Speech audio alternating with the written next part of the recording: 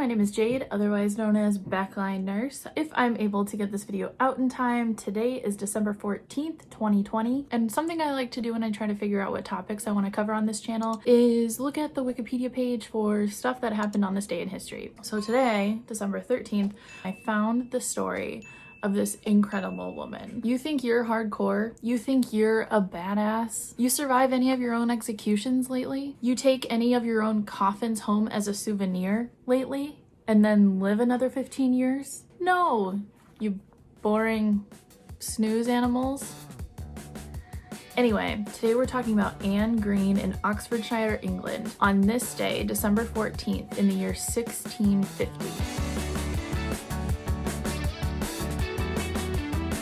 Anne Greene was a maid employed by Sir Thomas Reade, who lived in a house in Duns 2 in Oxfordshire. I'm sorry if I pronounce these names wrong. So she was known as a scullery maid, which was actually kind of like the lowest of house help in this time in England. So she was kind of like what would be an assistant to the kitchen maid. They were also usually the youngest, and Anne was 22 years old in 1650. So Sir Thomas Reade had living with him in his house a grandson, Mr. Geoffrey Reade. Anne would later go on to say that Geoffrey seduced her by fair promises and amorous enticements. So Anne was on like the bottom of the food chain of house help at this rich man's home, and also she was the youngest. He was also very young, but also it's like, I don't like that dynamic. But anywho, Anne became pregnant with Geoffrey's child, and unfortunately, at what was believed 17 weeks gestation, Anne suffered a miscarriage. Anne would say that she didn't even know that she was pregnant until she miscarried in the bathroom of the home of Sir Thomas Reade, and that's completely plausible. A lot of people might not know they're pregnant at this time, especially back then when you didn't have like first response testing and stuff like that. So it's very plausible that she wouldn't have known she was pregnant. Also, something to keep in mind, there is no way, even with today's medical standards, that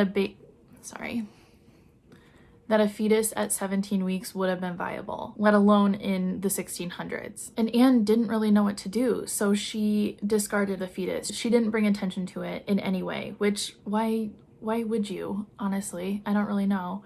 But there was a work of law in Oxfordshire at this time called the Concealment of the Birth of Bastards Act, which was enacted in 1624 and made the legal presumption that any woman who conceals the fetus of a miscarriage or stillbirth is implicated in its murder. So it's basically the legal assumption that if you hid the products of conception, then you're guilty of something. Sir Thomas Reade himself, the man whose house she was living in, prosecuted Anne Greene.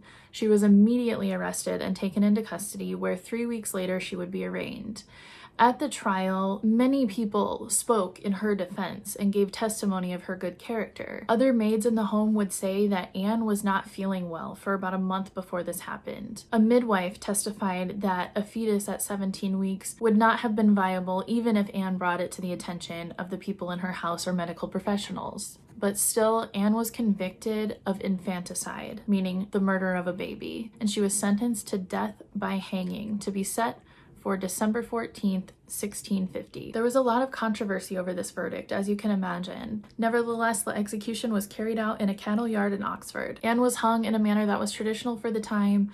She would be on a ladder and strung up by the neck, and then the ladder would be removed from under her feet and she would drop and hang. Anne had asked her friends prior to this to dispatch her of her pain as quickly as possible, and so one soldier beat her with the butt of his musket to try to speed the process along out of mercy for her. Other friends would jump up onto Anne's legs and like hang with all their weight on her legs to try to either make it break her neck or strangle her more quickly to make this process as short as possible. Eventually, the undertaker told them to knock it off, basically because they were afraid that the rope would break and then it wouldn't work anyway. Anne was said to have been hanging by the neck for about 30 minutes before they cut her down and believed that she was dead. So what's next is what's very interesting. Anne was put in her coffin and handed over to Dr. William Petty and Dr. Thomas Willis, who were either doctors or doctors in training at Oxford at the time. They were charged with completing Anne's post-mortem dissection, which basically meant like an autopsy,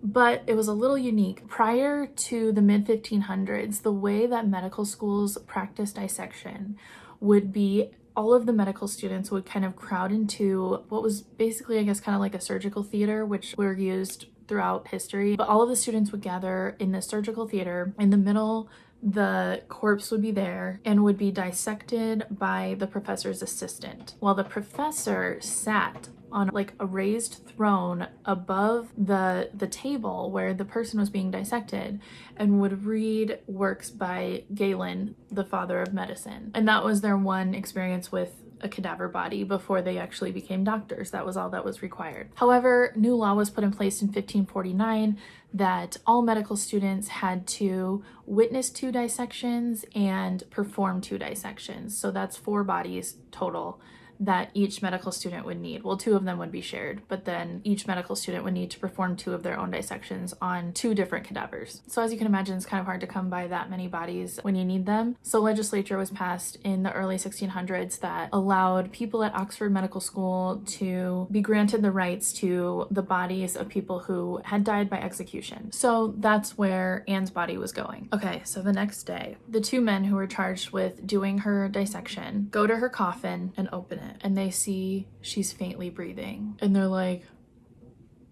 and then they hear a rattle in her throat, and they're like, holy, she is clearly showing signs of life. Can you imagine? I can't. We got a live one. So anyway, they open the coffin and she's showing signs of life. Immediately, they disregard their ideas of dissection and they immediately spring into doctor mode. They're trying to save her life. The next measures that they take to revive her are medieval, as you can imagine, but they do make a lot of sense for what they knew about bodies at the time, and they were checking a lot of the same vital signs that we would be checking today, and it was very well documented. So hats off to these guys. First, what they did was they forced open her jaw and poured like a hot liqueur or like a sweet tasting medicine down in her throat, and it made her start coughing. Then vigorously rubbing her extremities. So this would be to get the blood to start flowing to her extremities again, because when you start losing blood flow, your extremities are the ones that start to necrotize first. Then they tickled the back of her throat with a feather.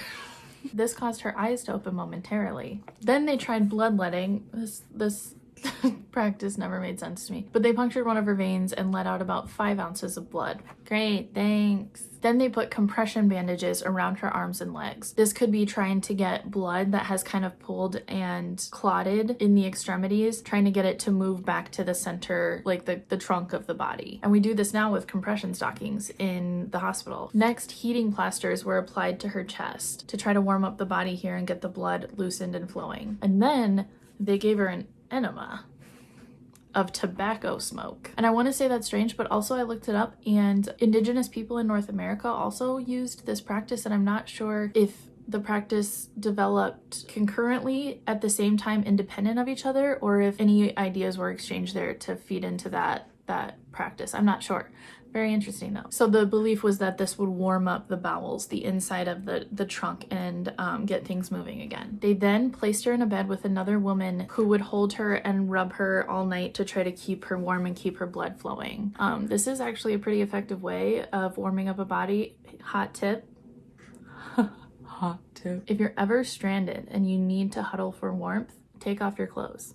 If you're with another person, heat is going to be more readily exchanged between you two if your skin is bare, just in case you ever need to know that. After 12 hours of this, Anne began to speak. After 24 hours, Anne began to answer questions. She was alive, she was functioning, and she didn't appear to have significant brain damage. After 48 hours, her memory and her brain functioning were normal as far as they could see. And they were doing things like what we would do as a mental status exam today. They would have her follow their finger, they would ask to, blink your eyes, move your hand if you can hear their voice. So after 48 hours, her memory was completely normal, except basically from the second she stepped off that ladder until she began speaking again. That was all missing from her memory, is that short-term amnesia. But otherwise, she could remember everything and she could talk and answer questions. She was oriented to person, place, and time. After 4 days, she began eating solid food again. The reason that it took so long for this was because, as you can imagine, her neck was injured here, which made swallowing difficult. 1 month later, Anne was fully recovered. She started to have some of her memory return of the incident, but for the most part, she didn't really remember the details of her execution or the time between being executed and waking up again. So after this happened, the Oxford Justices of the Peace decided that the hand of God had saved Anne Greene, and they decided that they wanted to cooperate with this divine intervention to not anger God, and so they motioned for Anne to be pardoned of her crime. What's interesting about this is that it's believed that Sir Thomas Reade, the one who prosecuted her, the one whose house she lived in, the one whose grandson knocked her up, it's said that he died 3 days after Anne's execution. And so there was nobody there to object to her pardon. So she was let go. During Anne's recovery, people wanted to come see her, whether it be as kind of like a strange attraction or because they did believe that she had been saved by divine intervention. It was believed at the time that if your execution had failed, it was because you were innocent of the crimes of which you were charged. So people wanted to come see Anne, and her father charged fees for people to come see her, which I thought at first sounded really callous and exploitive, but he used that money to pay for her apothecary fees, meaning like her medical bills, and for her legal fees for her pardon. So that works out. So after about a month recovering, Anne decides to go live with her friends in the country. She decided to keep her coffin where she was laid to rest after her execution and brought it with her to her new home in the country. That's just the most metal shit I've ever heard in my entire life. After Anne recovered and moved to the country, she eventually got married and had 3 children and lived for another 15 years before she passed away. The 2 doctors also became quite famous in history for their various contributions to science and philosophy and psychology. But man, Anne Greene,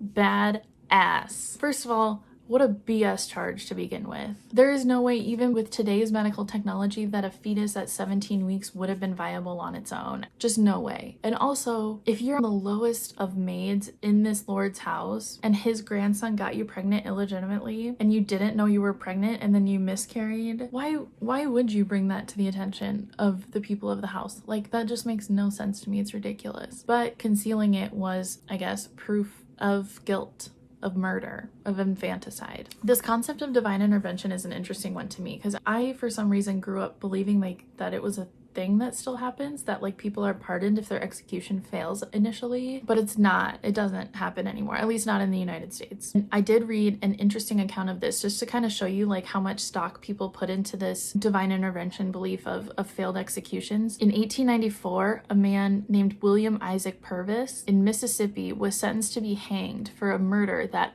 it was eventually proven that he didn't commit. At his hanging, the knot came untied and he fell to the ground uninjured, unharmed. Prior to that happening, there was a mob there to witness the execution. They were obviously rallying there against him because they believed that he committed this murder.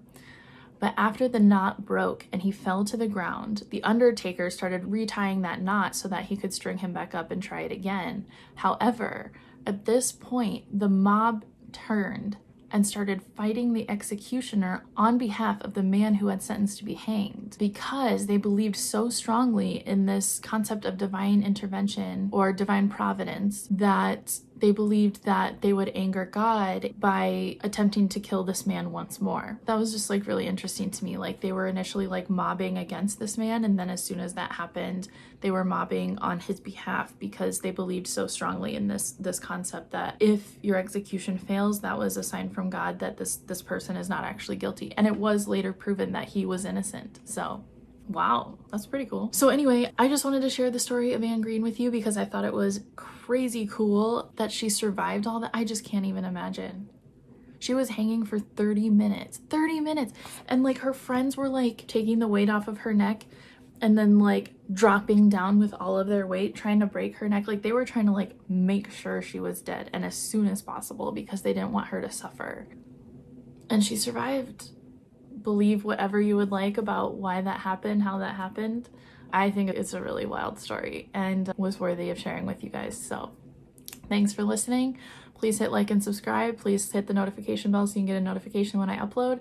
Let me know if you prefer these shorter videos or the longer ones that I've been doing. I might do a little bit of both, but still very new to this YouTube thing and would love to hear what you think. Find me on social media if you'd like. Otherwise, wherever you are in the world, be safe and be kind. Until next time.